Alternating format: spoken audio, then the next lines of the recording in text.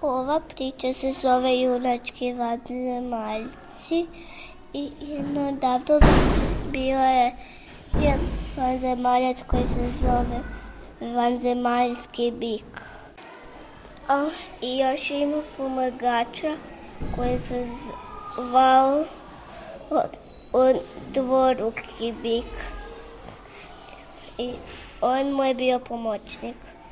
Oni su bili jako dobri, jako su dobro znali spašavati zato što su puno učili u tome i non stop su gledali kako drugi to rade. I onda su ga tako uspjeli i ubiti.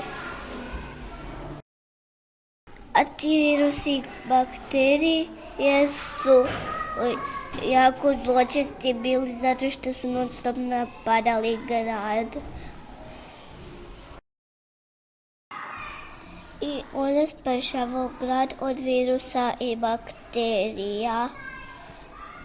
I onda su ga raskomadali na 4 komadića. I onda su bili sretni što su spasili grad od zločestih virusa i bakterija.